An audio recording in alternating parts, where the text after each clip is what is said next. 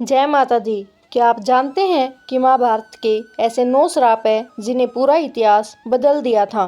तो आइए उनके बारे में आज जानते हैं कि वह श्राप कौन से थे। महाभारत के श्राप। महाभारत काल में वरदानों ने जितना घटनाक्रम को संचालित किया, उससे कहीं ज़्यादा श्रापों ने भविष्य में होने वाली घटनाओं को संचालित किया।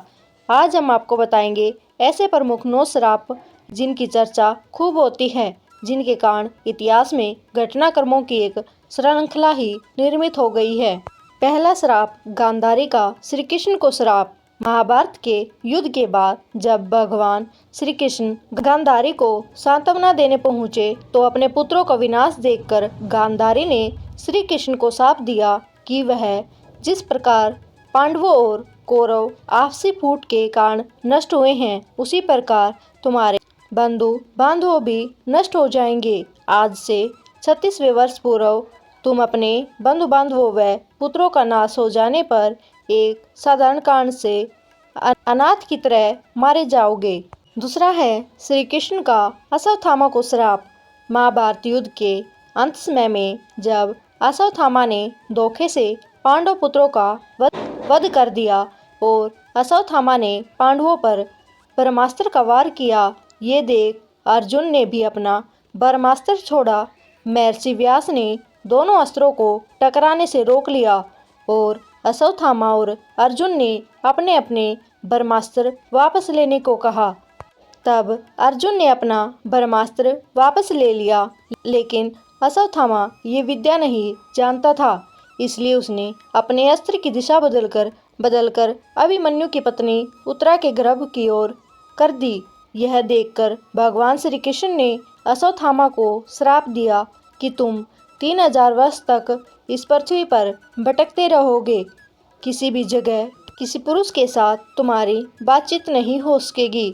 तुम्हारे शरीर से पीप और लहू की गंध निकलेगी, इसलिए तुम मनुष्यों के बीच नहीं रह सकोगे, दुर्गम वन में ही पड़े रहोगे। तीसरा श्राप है द्रौपदी का घटोत्कच को श्राप। मान्यता अनुसार जब घटोत्कच पहली बार अपने पिता भीम के राज्य में आया तो अपनी माँ हिडिंबा की आज्ञा के अनुसार उसने द्रौपदी को कोई सम्मान नहीं दिया।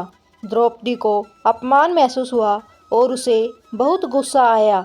वह उस पर चिल्लाई कि वह एक विशिष्ट स्त्री है, वह युधिष्ठिर की रानी है, वह ब्राह्मण राजा की पुत्री है तथा उसकी प्रतिष्ठा पांडवों से कई अधिक है, और उसने अपनी दुष्ट राक्षसी माँ के कहने पर बड़ों ऋषियों और राजाओं से भरी सभा में उसका अपमान किया है।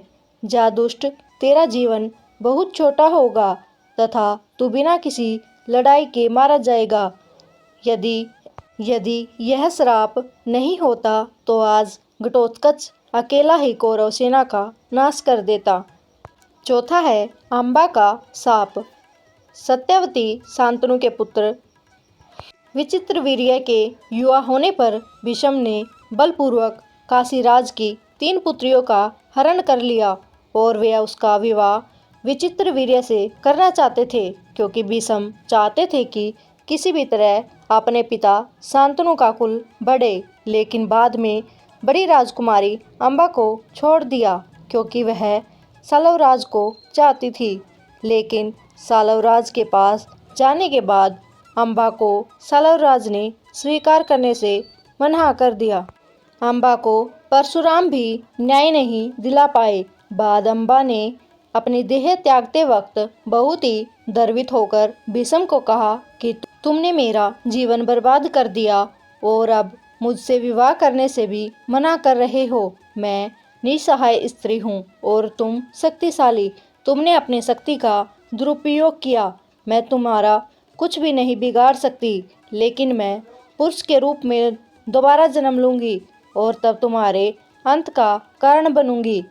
गौरतलब है कि यही अंबा प्राण त्याग कर शिखंडी के रूप में जन्म लेती है और भीष्म की मृत्यु का कारण बनती है।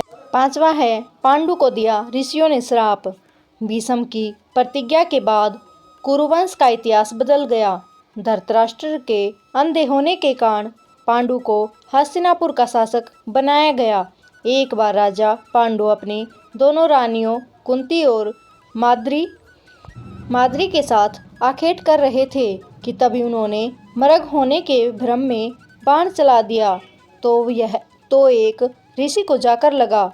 उस समय वह ऋषि अपनी पत्नी के साथ सहवास कर रहे थे और उसी अवस्था में उन्हें बाण लग गया। इसलिए उन्होंने पांडु को श्राप दे दिया कि जिस अवस्था में उनकी मृत्यु हो रही है, उसी प्रकार जब भी पांडु अपनी पत्नियों के साथ सहवासरत होंगे तो उनकी भी मृत्यु हो जाएगी।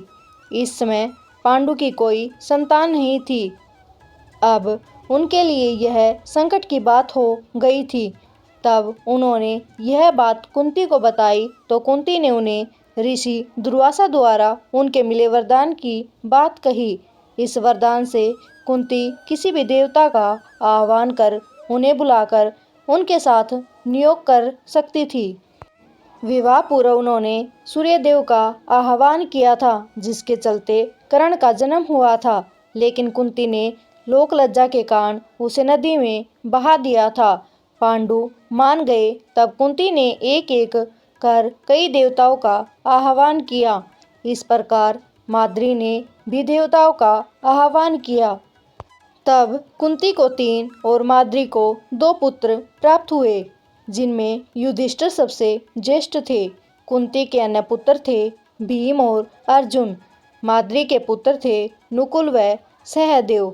कुंती ने धर्मराज, वायु एवं इंद्र देवता का आह्वान किया था, तो माद्री ने अश्विन कुमारों का। बाद में पांडु ने जब अपनी पत्नियों से सहवास किया तो वे मृत्यु को प्राप्त हो गए। फिर धृतराष्ट्र को सिंहासन मिला।